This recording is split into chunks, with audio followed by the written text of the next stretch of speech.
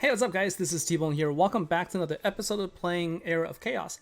In today's episode, I wanted to talk about Dragon Mutare. I wanted to do a review of this hero. It is officially available today. And so I wanted to talk about how this hero works with the dungeon units, like what its impact could be, what its strengths and weaknesses are. But most importantly, I just wanted to, put him to the test and try him out against different teams. And so let's go ahead and jump into the training grounds. I want to cover the skills and also the masteries of Dragon Mutare, but I don't want to just talk through all of them. I wanted to show them in action. So what I will do is I'll just kind of just quickly go over some of the important parts. So at this is basically the skills at 1 through 3 stars. Basically at 1 stars you're going to have additional boost if you have Black Dragon and Green Dragon on your field. You're going to get attack unit damage and also attack speed of all of your friend units. You're going to increase them by 10%, while having a Black Dragon means that you're going to have additional defense and also damage reduction by 10%. So having those 2 dragons is going to be really helpful. You definitely want to put them in. And also burning is something that will be useful as well. When you burn targets, all of your dungeon units will deal additional damage to them. And also if you can cause bleed, those units will deal less damage to your dungeon units also. So again, this is all about survivability by reducing the amount of damage you take while increasing damage you deal to your enemies. Flying units also will give you a boost. So for every flying unit that you have, you're going to increase the Black Dragon and Green Dragon's stats by increasing their attack speed and also their unit damage reduction. 4 stars is where it becomes really interesting because you're going to get magic immunity whenever units trigger Spellbreaker skills, and you're going to get 10% max health, and also you're going to have attack speed increase. So generally lots of different things that you can get. So what we're going to do is we're going to go up against my team. So we're going to just to show you, I want to make sure that we're using the right formation. So this is my main team, my main setup for PvP. So this is using Soulmere, and all of these units are orange +3 at this point. All right, so I've got my Free Sultan, Magog, and I have my Pit Fiend and also Demon. Then we have Orc, and we got the Thunderbird, which is at 4 stars here. We got Angel, and then we also have Ancient Behemoth. As a defense, what I'm using here, I'm not using every single dungeon unit here because my units are still kind of weak. If you take a look at my units right now, given that it's the first day here, I haven't been able to level them up just yet. So I wanted to show you a potential setup. Like, you don't have to use all dungeon. I'm using the skill of Dragon Mutare here. So I got the Black Dragon here, and I've also put in here so a couple of flying units. I have the Green Dragon, I have my Thunderbird, and I also have the Silver Pegasus because the Silver Pegasus provides me a protection that the Beholder is going to need. So my Beholder is going to reduce the overall damage, the overall mana of your hero. Like, you start by decreasing the mana of your opponent, and that is a big deal, especially when you're going up against someone like Soulmere. So now this is my main setup here, and there's a power difference of about close to 600,000. And so let's take a look and see what this is like. So what I've done is I've also taken out the War Machines, and I've taken out the baby Azure Dragon. So this is just units dealing damage to each other. And so one of the things I have noticed is that Beholder at lower levels it's really squishy, so that's why I brought in my Silver Pegasus to protect it, because what I've noticed is that the opponent's Titan Thunder will always aim for it first. And so here you go. So you can see here my Black Dragon is staying alive really long, and it doesn't get any damage taken. Like, it doesn't take any damage from the spells of Soulmere. And you can see we basically have walked through my main setup, right? So this is my main team, and it loses to that setup with Dragon Mutare. If I were to use another hero, it wouldn't be the same. So like if I were to change this now to another hero here, like I could even go back and say, let's try, Solmir versus Solmir using these units, and then we could see how it now compares. So one of the main key here is Dragon Mutare at 3-star. It's mainly it's I'm getting boosts from the flying units. I'm getting units from boosts from units that deal bleed, and I'm also getting the benefit of the black dragon and also the green dragon. They all get additional boost here. If you change that hero now, then you can see now where the team is not performing as well. So the main difference here is when Dragon Mutare casts its ultimate, you're dealing a lot of damage to your enemies and they are getting stunned. So during that time, you're dealing additional damage to them while they continue to bleed. And so if you have units that also deal additional damage to bleeding units, etc., you're going to give yourself that much more advantage. So you can see here, just changing out the hero here, you can see there is definitely a big difference. I didn't change anything to the roster or anything like that, so you can just see how much of a difference changing the hero actually is. Now we're going to try a different setup. This is my Astral team. Now my Astral is at 3 stars, so it's not as strong as when it's in the Duel of Champions, but this is my main lineup for Duel of Champions. And so Astral is also a really strong team that uses all tower units. And what's nice here is the dungeon units deal additional damage to tower units here. Let's go ahead and put in the battle here. So most of my tower units are also at 3 stars still. And so that's why there's some sort of similarity in the power level. But generally this team does really well when, the Astral team, it does really well because it blinds and also it heals whenever it triggers Magic Awakening. But you can see here, when the Green Dragon casts its ultimate skill, it essentially took out the back line right away. So we immediately took out Genie and also took out the Archmage. And then we took out the most important critical part of the tower team, and that is Naga. And so all that's left is the top lane. And so we did lose our Beholder and we did lose the Harpy, but we still got our Manticore chipping away at the Behemoth, and we just took it down now, and we're going to be able to take out the Thunderbird, and that's all that's remaining is going to be the Giant that's in the back. And so this is, without much change to the lineup here, I was surprised I was able to take out 2 of my lineups there. And now for the third test, I want to see what it's like when you have dungeon-based heroes that use the same units compared to Dragon Mutare. So here's Dragon Mutare's unit, and I have the same setup. So it's a mirror matchup here, but instead I'm using Sephiroth at 3 stars versus my Dragon Mutare at 3 stars. And now let's take a look and see what the difference is. So the key with Sephiroth is her spells are all about basically petrifying and then dealing damage with the earth damage here. But during this time, what's different here with Dragon Roar? Dragon Roar's spell is it's slightly quicker. And you can see we deal a lot more damage to the units here. And so in a mirror matchup here, the hero difference you can definitely tell. So with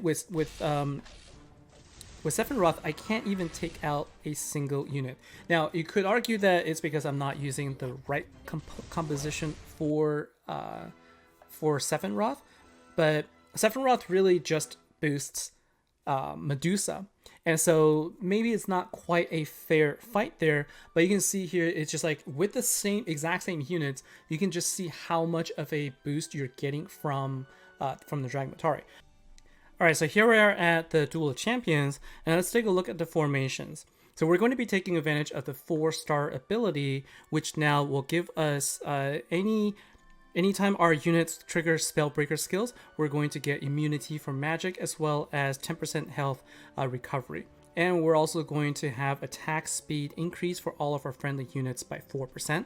Now, as much as I would have liked to deploy more, unfortunately, my dungeon units are still really low level and they're purple right now. And so it's not going to be, it's actually going to be counterproductive for me to use them. So I will keep them for now. But I will use I will use 1, 2, 3, 4. I will use 4 out of 6. And in terms of formation, I do have a dungeon roster that I will be using. That I just call it Mutare. And let's go ahead and try it out. See who our opponents are, and let's see how we do against them. So we're up against Baby Ducks, and we're going to be going up against Sandrill. So unfortunately, Sandrill is it's still a really strong hero to deal with, and if you don't have any undead units on your team, you're going to take a lot of damage. And a lot of the Sandrill units are also immune to bleeding, so it'd be interesting to see how we end up faring here. So let's see.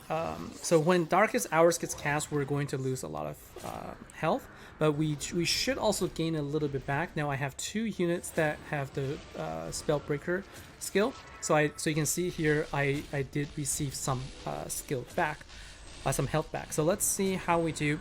Now I have to be honest. When I go up against Central teams with my setup, with my Astral team, for example, I usually lose pretty badly. But right now, I'm actually putting up a little bit of a fight, so that is pretty good. But right now, what we're going to be seeing is we're not going to be able to, unfortunately, win our matchup just because everybody is really strong. And for every dungeon units that's on the battlefield, we're also gaining additional attack speed. So let's see how we fare against our opponent right now, who is using a Solmir build. And so let's see how we do. I took a quick look at our power difference. We had a slightly lower power differential, maybe about 200,000 or so. But you can just see, like, suddenly the Dragon's Roar spell just took so much health off of the opponents. It's very similar to Sandrill's Darkest Hours. It's very similar to also, it's kind of like the spell, Darkest Hours. When it gets cast, you lose a lot of health because of the earth damage here, and this is all about the bleeding damage. So you can just see we were able to win in pretty convincing fashion here. So now let's take a look at this team against PvP and see how we do.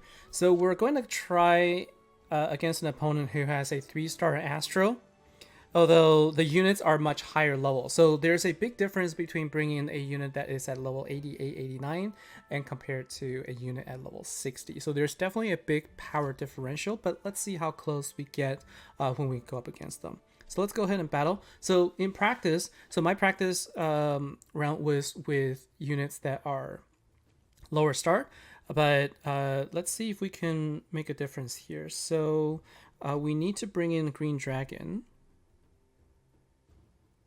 And so that's going to be Green Dragon right here. And it's going to be difficult for me to break through with the chargers. So I think it's probably going to be a better idea for me to focus on the back here, on the bottom lane as well. I brought in the Free Sultan because it also helps burn units. I think I could go with that, or I could have my Thunderbird as well. So let's try with a Free Sultan. So Free Sultan has an awakening skill that will burn all units in the beginning. And so let's see if our strategy here will work again, where we use the Green Dragon to try and burn down the bottom lane. So as soon as we activate our skill, we're going to activate the skill of our green dragon. So you can see we already took out Naga, although it got revived. I think we'll be able to take it out again. So we took out the we were able to take out the Iron Golem, and then we managed to take out Naga. So those two are probably the more problematic units to deal with. And if we can get rid of Genie, then we can also remove the healing factor. So now we're going to go up against a Giant, and you can see we're doing really well. So we were able to do well against an Astral Team in PvP, in practice, using this particular setup here. And so I think in the beginning when I used Free Sultan to burn all units at the beginning, it also helped me take down the enemy much quicker, because you can just see the ultimate skill of the Green Dragon just dealt so much damage right away. And so we're going to be able to come up with a win in PvP against a stronger opponent who is running a 3-star Astral. And I wanted to run this team in a PvE setting. So we're going to go up against a siege battle, and let's take a look and see how we do here. So we're going to go with easy siege right now. And we're just gonna go ahead and try this out. So I brought in my my Ifriti Sultan, 2 charges in the bottom, and I have my Black Dragon and also my Behemoth in the front line. Now this is the Necropolis Siege, so we're going to be going up against white and also some skeleton archers. Let's see if we're able to break through the siege here with this setup. So we're gonna go ahead and use the Dragon Roar. And let's see if we can break through and deal damage to the units here. We're also going to try as much as we can to burn these units, and so that we can try and take them out. So every time that we cast Dragon's Roar, then we're going to be able to deal some damage to them. So our units are staying alive, which is good. And we're going to use Curse, and let's go ahead and activate again Dragon's Roar. So every time we use Dragon Roar, you can see amount of damage that we're dealing is actually pretty high. So we're doing pretty well here. So let's try again, and so let's go ahead and so you can see our charges on the bottom are doing okay. They're actually doing quite a bit of damage there. But really, it's the Dragon Mutare's ultimate skill that is just really helping us out here. So Dragon Roar one more time, and let's see just how you can see all of the units in the back just dying, and you can just see how much damage. You can see all the damage that they're taking every 2 seconds. This will take place for 6 seconds, for 16 seconds. So quite a bit of time here. We are losing most of our health here, so let's try and see if we can come up with a win here. Take everybody out. So all that's remaining is going to be the archers and the walls. So I guess the problem is whether or not we'll be able to take down the wall. That is ultimately the issue here. It looks like we're probably going to come out just short here with our setup, but this was as close to taking it down as I have. And I think it actually considered a victory. So I suppose if I just took out all of the units in the inside, then it counts. I didn't have to take down the wall. So with Dragon Mutare, I was able to take down the difficulty. The first one. I haven't done this so far in my three attempts. And so you can see here in PvE, or especially in these situations where you're up against a big line of units, Dragon Mutare's ultimate skill is really, really strong. All right, and that's gonna be it for my review of Dragon Mutare. So before I conclude, I just wanted to give shout out to some of the other people that have also made some really good quality content for this topic. So make sure you check out their videos. I'll have the link to them in the description below. So make sure you take a look at Skylynx, Dead Evil, Brenx, also Sir Kane, and Never Justice. They have made some really good videos. I encourage you to check them out. So my final thoughts on this hero is that I think it's really strong and really fun to use, especially if you already have Black Dragon and also Green Dragon to work with. And so what I think is that it definitely feels like a really strong counter to Astral and Solmir, the spell heavy focused team, while based on my personal losses, it feels like it still can be a challenge against teams like Sandral.